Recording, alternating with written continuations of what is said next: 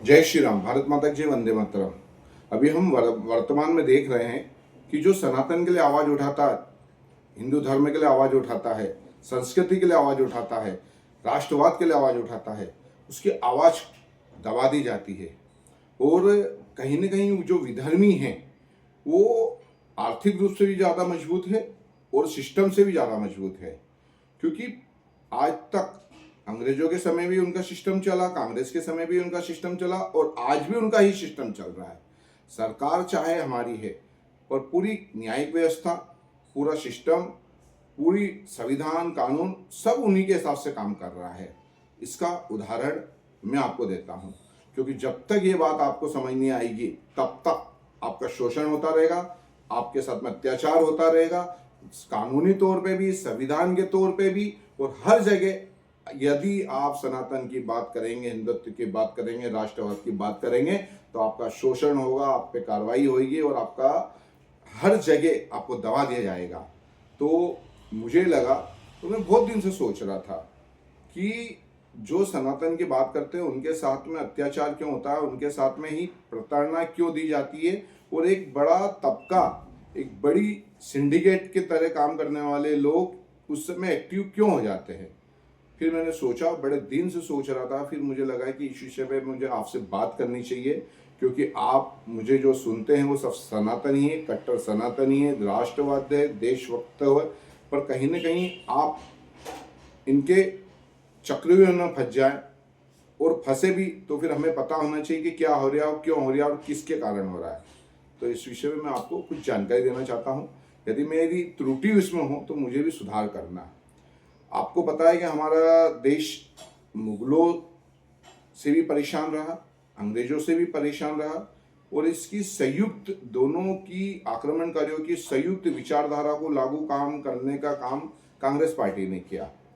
और कहीं न कहीं इसी के बीच में फिर उन्होंने विदेश से वामपंथी और नक्सलवाद और माओवाद का आयात किया और यही विचारधारा, यही लोग आज हमें परेशान कर रहे हैं। और सनातनी योद्धाओं को, सनातनी कार्यकर्ताओं को, राष्ट्रवादियों को सबसे ज़्यादा परेशान यही लोग कर रहे हैं। बात करते हैं मुगलों की। मुगल आए, कोई मुगल अपने वहाँ से कोई सेना नहीं लाए थे, मुगल कोई वहाँ से अपने यहाँ से बेगमें नहीं लाए थे। उन्होंने यहीं आए, यहाँ पे आक्रमण करा, हमारे लोगों का इस्तेमाल करा और भाई को भाई से लड़ाकर, और जो हिंदुओं पे उन्होंने अत्याचार करा था, जिस जगह वो आने के आक्रमण करते थे उन्हीं जगह पे वहाँ की महिलाओं के, बच्चियों को, माँ बहन बेटियों के साथ बलात्कार करते थे। और उसी बलात्कार की जो उपज है आज जो अपने आप को कट्टर जिहादी कहते हैं। और कोई जिहादी कोई अरब के नहीं आए हैं, ये कोई विदेशी नहीं है, सब वही है, बलात्कार की औलादे हैं। उसके बाद में अंग्रेज आए, अंग्रेजों का साथ इन्हीं आक्रमणकारियों ने दिया और अंग्रेजों ने इस देश पे राज करा और इन्होंने हमें आर्थिक रूप से और शैक्षणिक रूप से, धार्मिक रूप से कमजोर करा। जितने भी आक्रमणकारी आए उन्होंने हमारा जो हजारों साल का इतिहास था, जो हमारी बड़ी बड़ी यूनिवर्सिटियाँ थी, जो हमारे विश्वविद्यालय थे, उनमें आग लगाई जो 3-3 महीने तक जलते थे। क्या हुआ, क्यों जरूरत थी उनको कि इस देश में उनको तो धन लूटना था ना, बहन बेटियों की इज्जत ही लूटनी थी, हिंदुओं का कत्लेआम ही करना था। इन्हें हमारे ग्रंथों को जलाने की क्या जरूरत थी, इन्हें हमारे साहित्यों को जलाने की क्या जरूरत थी, हमारे शास्त्रों को जलाने की क्या जरूरत थी। हमारे जो ऋषि मुनियों के द्वारा जो आविष्कार किए गए थे, आर्यभट्ट जी और ऐसे बहुत सारे लोगों के द्वारा, जो वैज्ञानिक जो आज उपज है, आज हम सब विज्ञान देख रहे हैं, सब उन्हीं की उपज थी, सब हमारे ऋषियों के द्वारा ही पहले सब कर लिया गया था। पर वो सब जला दिया गया।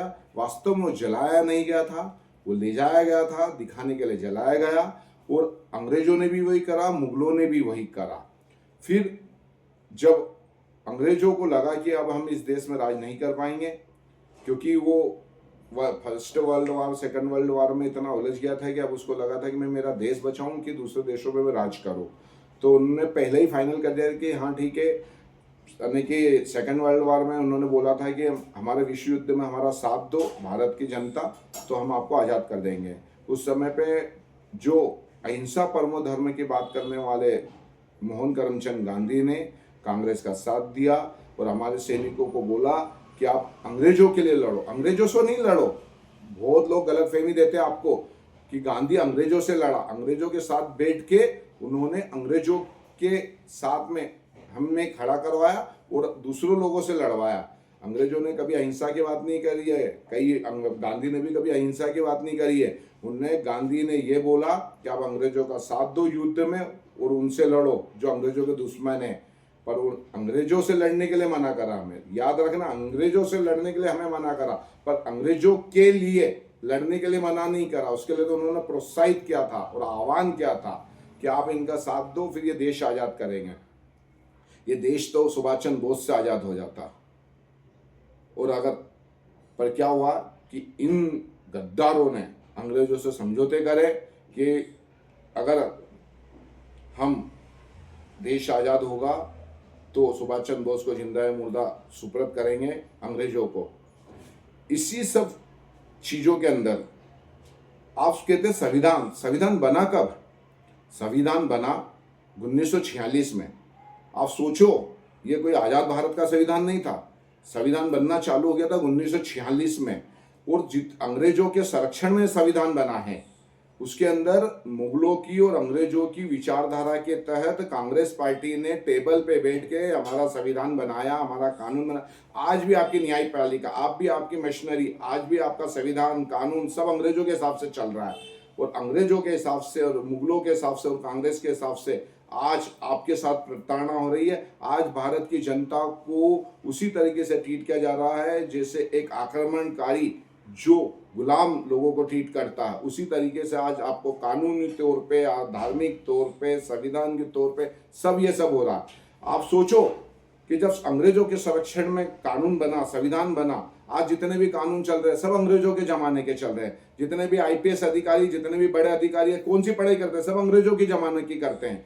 क्या ये आपके संविधान के हिसाब से, ये हिंदुत्व के हिसाब से, या आपके शास्त्रों के हिसाब से चल रहे हैं? ये अंग्रेजों के हिसाब से चल रहे हैं, मुगलों के हिसाब से चल रहे हैं, ये कांग्रेस के हिसाब से चल रहे हैं, वामपंथियों के हिसाब से चल रहे हैं। जब तक आपको आपके आजाद भारत के अनुसार कानून नहीं बनेगा, संविधान नहीं बनेगी, न्याय व्यवस्था नहीं बनेगी, मशीनरी नहीं बनेगी, तब तक ऐसा ही शोषण होगा। क्यों?